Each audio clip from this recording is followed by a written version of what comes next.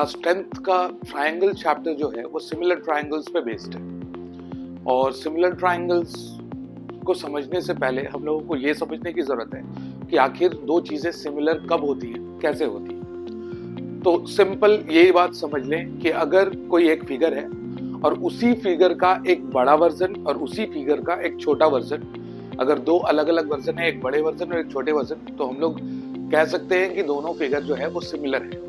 ध्यान ये रखना है कि अगर उस बड़े वाले फिगर और छोटे वाले फिगर को हम लोग एक बड़े वाले को या तो छोटा कर ले या छोटे वाले को या तो बड़ा कर ले, और जब दोनों को एक दूसरे के ऊपर ओवरलैप करेंगे तो दोनों फिगर एकदम सेम साइज का होना चाहिए। ऐसा होता है तभी दो ट्रायंगल सिमिलर होंगे, अदरवाइज ये सिमिलर नहीं है। ट्रायंगल ही नहीं, सारे फिगर सिमिलर हो सकते हैं। हम लोगों को पढ़ना 10th में ट्रायंगल्स के बारे में।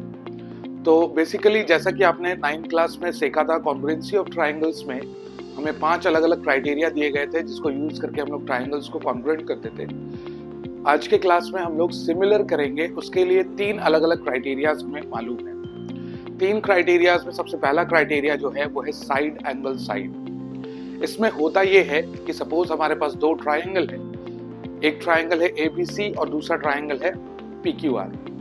इन दोनों ट्रायंगल में आप देखें तो पहले ट्रायंगल का AC साइड का रेशियो PQ साइड के रेशियो से अगर सेम आता है और BC साइड का रेशियो PR साइड के रेशियो से सेम आता है, तो दो साइड के रेशियो सेम हो गए। और उन दोनों साइड, जिस साइड को हमने लिया है रेशियो इक्वल करने के लिए, उन साइड के बीच का एंगल अगर सेम हो जाए, बीच का एंगल याद रखना है कि अगर साइड का एंगल होता है तो वो सिमिलर नहीं होगा।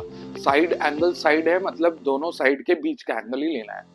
तो बीच का एंगल अगर इक्वल हो जाता है तो हम लोग कह सकते हैं साइड एंगल साइड क्राइटेरिया से ये सिमिलर हो गया। ठीक है, अगला जो हमारा टॉपिक है वो है एंगल एंगल सिमिलैरिटी। इसमें बेसिकली होता क्या है कि अगर किसी भी एक ट्रायंगल के दो एंगल और दूसरे ट्रायंगल के दो एंगल अगर इक्वल हो जाते हैं तो हम लोग कह सकते हैं कि एंगल एंगल सिमिलैरिटी से ये दोनों ट्रायंगल सिमिलर है। और तीसरा जो है वो है साइड साइड साइड।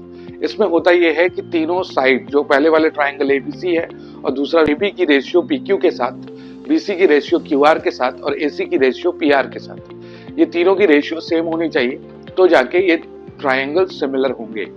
अब बात कर लेते हैं कि सिमिलर अगर हो गए तो क्या होगा। अगर दो ट्रायंगल सिमिलर है तो हमें इस बात को ध्यान रखना है कि उसके एंगल्स ऑटोमेटिकली कॉरस्पॉन्डिंगली इक्वल होंगे।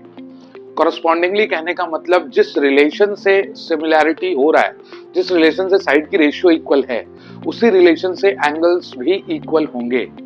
ये याद रखना है कि सिमिलर होने के लिए, कि अगर दो ट्रायंगल सिमिलर हैं तो तीनों साइड की रेशियो इक्वल होगी, तीनों एंगल कॉरस्पॉन्डिंगली इक्वल होंगे। तो फिलहाल के लिए इतना ही। हम लोग क्वेश्चंस पे आएंगे अगले वीडियो में।